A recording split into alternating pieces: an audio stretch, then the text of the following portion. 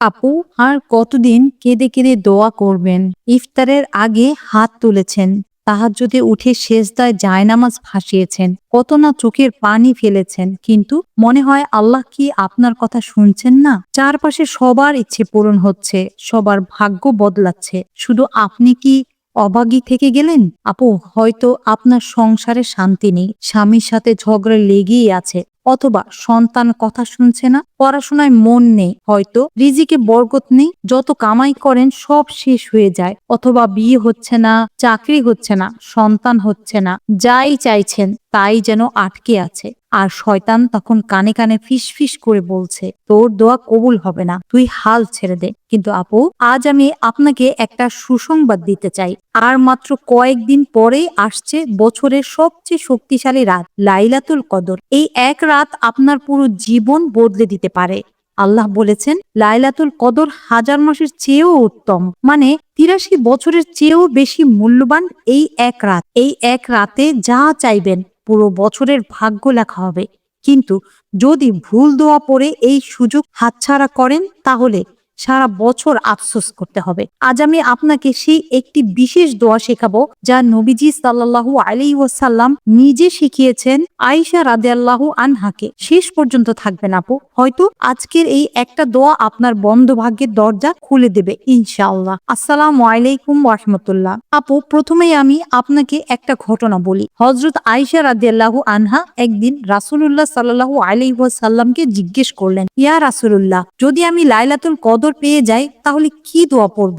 নবীজি তাকে একটি ছোট্ট দোয়া শিখিয়ে দিলেন, মাত্র ৫টা শব্দের দোয়া, কিন্তু এই ৫টা শব্দের মধ্যে লুকিয়ে আছে আসমান জমিনের সব চাবি। সেই দোয়াটি হলো, আল্লাহুম্মা ইন্নাকা আফওয়ান তুহিব্বুল আফওয়া ফাফু আন্নি। অর্থ, হে আল্লাহ, আপনি ক্ষমাশীল, আপনি ক্ষমা করতে ভালোবাসেন, তাই আমাকে ক্ষমা করে দিন। আপু, এত ছোট্ট একটা দোয়া, কিন্তু এর শক্তি কতটা জানেন? এই দোয়া শুধু গুনাহ মাফ করে না, এই দোয়া আপনার বন্ধ রিজিকের দরজা খুলে দেয়, আপনার সংসারে শান্তি ফিরিয়ে আনে, আপনার অপূর্ণ ইচ্ছাগুলো পূর্ণ করে।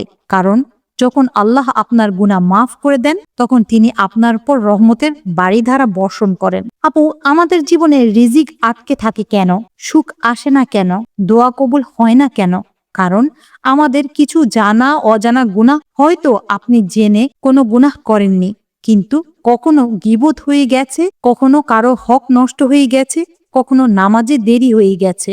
এই ছোট ছোট গুনাহগুলো জমে জমে আপনার ভাগ্যের চাকায় জং ধরিয়ে দিয়েছে, আর এই তোয়া সেই জং মুছে ফেলে, চাকা আবার ঘুরতে শুরু করে। আল্লাহ তাআলা নিজে বলেছেন, তোমরা তোমাদের রবের কাছে চাও, নিশ্চয়ই তিনি অতি ক্ষমাশীল, তিনি তোমাদের ওপর প্রচুর বৃষ্টি বর্ষণ করবেন, তোমাদের ধন সম্পদ ও সন্তান বাড়িয়ে দেবেন, এবং তোমাদের জন্য বাগান ও নদী প্রবাহিত করবেন।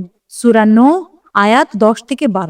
দেখেন আপু, ক্ষমা চাওয়ার সাথে সাথে আল্লাহ কি কি দেওয়ার ওয়াদা করেছেন, রিজিক, সন্তান, সম্পদ, সব। তাহলে ভাবুন তো, সাধারণ সময় ক্ষমা চাইলে যদি এত পাওয়া যায়, তাহলে লাইলাতুল কদরের মতন মহা মূল্যবান রাতে ক্ষমা চাইলে কত পাবেন?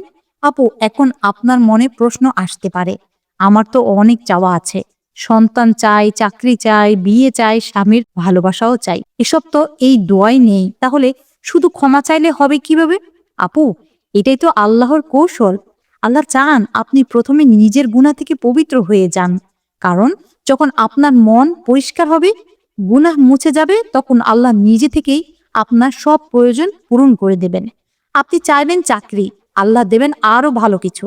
আপনি চাইবেন একটা জিনিস, আল্লাহ দেবেন ১০টা। কারণ আল্লাহ যখন খুশি হন, তখন তিনি আপনার চাওয়ার চেয়ে অনেক বেশি দেন। একটা উদাহরণ দেই আপু, ধরুন আপনার ঘরটা খুব নোংরা হয়ে গেছে, চারপাশে ধুলো, ময়লা, আবর্জনা। এখন আপনি যদি সেই নোংরা ঘরে সুন্দর সুন্দর জিনিস সাজাতে যান, সুন্দর হবে? হবে না তো। প্রথমে ঘর পরিষ্কার করতে হবে, তারপর সাজালে সুন্দর লাগবে। ঠিক তেমনি আপনার অন্তর প্রথমে তওবা ইস্তেগফার করে গুনাহগুলো মুছে ফেলুন, তারপর আল্লাহ নিজেই আপনার জীবনের সুখ শান্তি সাজিয়ে দেবেন। আবু, আরেকটা কথা বলি, অনেকে মনে করেন আমার গুনাহ তো অনেক বড়, আল্লাহ কি আমাকে ক্ষমা করবেন? আপু, আল্লাহ নিজে হাদিসে কুদসিতে বলেছেন, হে আদম সন্তান, তুমি যদি আকাশ পর্যন্ত গুনাহ করো, তারপর আমার কাছে চাও, তাহলে আমি তোমাকে ক্ষমা করে দেব, এবং আমি পরোয়াও করি না। জামে তিরমিজি। ভাবুন তো, আল্লাহ বলেছেন আকাশ পর্যন্ত গুনাহ করলেও তিনি ক্ষমা করবেন। তাহলে আপনার আমার ছোট গুনাহ তো কিছুই না, শুধু দরকার আন্তরিকভাবে ক্ষমা চাওয়া। এখন আসি কিভাবে এই দোয়া পড়বেন। আপু, লাইলাতুল কদর কোন রাতে সেটা নিশ্চিত জানা নেই, তবে রাসূলুল্লাহ সাল্লাল্লাহু আলাইহি ওয়াসাল্লাম বলেছেন, তোমরা শেষ 10 রাতে বিজোড় রাতগুলোতে লাইলাতুল কদর খোঁজ করো। সহিহ বুখারী। মানে 21, 23, 25, 27, 29 রমজানের রাতে। তাই আপনি প্রতিটা বিজোড় রাতে এই দোয়া পড়বেন, বারবার পড়বেন, কান্নাকাটি করে পড়বেন। কিভাবে পড়বেন? তারাবি পড়ার পর তাহাজ্জুদে উঠে সেজদায় গিয়ে যখনই সুযোগ পাবেন পড়বেন। আর যদি আরবি মুখস্থ না থাকে তাহলে বাংলায় বলুন, আপনি ক্ষমা করতে ভালোবাসেন, তাই আমাকে ক্ষমা করে দিন। আল্লাহ ভাষা দেখেন না, দেখেন অন্তর। আপু, একটা ব্যক্তিগত কথা বলি। আমার এক বোন আছে, তার জীবনে অনেক সমস্যা ছিল। স্বামী তাকে ভালোবাসতো না, ঘরে শান্তি ছিল না। সে অনেক কেঁদেছে, অনেক দোয়া করেছে, কিন্তু কিছুই হচ্ছিল না। তারপর গত রমজানে সে শেষ 10 রাত শুধু এই দোয়া পড়েছেন, কান্নাকাটি করে পড়েছেন, আর আল্লাহর কাছে নিজের গুনাহ স্বীকার করেছেন। আপু, বিশ্বাস করবেন 3 মাসের মধ্যে তার জীবন পুরো বদলে গেল। স্বামী হঠাৎ বদলে গেল, ভালোবাসতে শুরু করলো, ঘরে শান্তি ফিরে এলো। আল্লাহ যেন তার জীবনে নতুন করে রং ভরে দিল। সে আমাকে বলেছে, আমি বুঝতে পারিনি কোন রাতে লাইলাতুল কদর ছিল, কিন্তু যে রাতই হোক আল্লাহ আমার দোয়া শুনেছেন। আপু, আমরা নারীরা অনেক আবেগপ্রবণ। একটুতেই আমরা ধৈর্য হারিয়ে ফেলি, মনে করি আল্লাহ আমার কথা শুনছেন না। না আপু, আল্লাহ শুনছেন, শুধু তিনি আপনাকে পরীক্ষা করছেন আপনি কতটা ধৈর্যশীল, কতটা বিশ্বাসী। হযরত মূসা আলাইসাল্লাম যখন ফেরাউনের ধ্বংসের জন্য দোয়া করেছিলেন, জানেন সেই দোয়া কবুল হতে কত বছর লেগেছিল?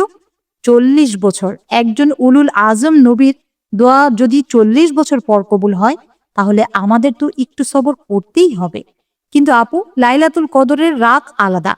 এই রাতে দোয়া তাড়াতাড়ি কবুল হয়, কারণ এই রাতে আল্লাহর রহমতের দরজা পুরোপুরি খুলে যায়।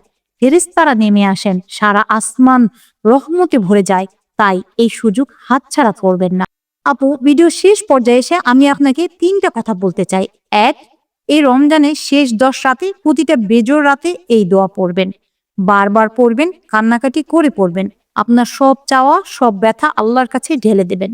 2, শুধু মুখে পড়লেই হবে না, অন্তর থেকে পড়বেন, নিজের গুনাহ স্বীকার করবেন, আল্লাহর কাছে ভিখারির মতন হাত পাতবেন। 3, এই দোয়ার সাথে সাথে আপনার যা চাওয়া আছে তাও বলবেন, কারণ আল্লাহ চান আপনি তার কাছে সব চান। তিনি বলেছেন, তোমরা আমার কাছে চাও, আমি তোমাদের দেব। প্রিয় বোন আমার, ভাগ্য বদলানোর চাবি আপনার হাতেই আছে। শুধু সঠিক সময়ে সঠিক দরজায় চাবি ঘুরাতে হবে। লাইলাতুল কদর সেই সঠিক সময়, আর এই দোয়া সেই সঠিক চাবি। আর মাত্র কয়েকদিন বাকি, প্রস্তুতি নিয়ে রাখুন। যখন সেই রাত আসবে আপনি তৈরি থাকবেন। আর হ্যাঁ আপু, আজ থেকেই শুরু করে দিন। এই দোয়া প্রতিদিন পড়তে থাকুন। ইফতারের আগে, তাহাজ্জুদে, সেজদায়, যখনই সুযোগ পাবেন, দেখবেন আপনার জীবনে পরিবর্তন আসতে শুরু করবে ইনশাআল্লাহ। আমি আপনাদের সবার জন্য দোয়া করছি। আল্লাহ যেন আপনাদের সবার দোয়া কবুল করেন, আপনাদের সব সমস্যা দূর করে দেন, আপনাদের ভাগ্যের দরজা খুলে দেন। আমিন। ভিডিও শেষ করার আগে আমি আপনাদের কাছে একটা কথা বলতে চাই। কমেন্ট বক্সে লিখবেন, ইয়া আল্লাহ, আমি শুধু তোমার কাছে চাই। এই একটা কমেন্ট আপনার সংকল্পের প্রমাণ হবে, আর কিয়ামতের দিন হয়তো এই কমেন্টটি আপনার জন্য সাক্ষী হবে। ভিডিওটি শেয়ার করুন আপনার প্রিয় বোনদের সাথে, বান্ধবীদের সাথে। হয়তো আপনার একটা শেয়ারে কোনো হতাশাগ্রস্ত বোন আলোর পথ খুঁজে পাবে। পরবর্তী ভিডিওতে আমরা আলোচনা করব লাইলাতুল কদর কিভাবে খুঁজবেন, কোন রাতে বেশি সম্ভাবনা, এবং সেই রাতে আর কি কি আমল করবেন। সেই ভিডিও মিস করবেন না। আল্লাহ হাফিজ। আসসালামু আলাইকুম ওয়া রাহমাতুল্লাহ।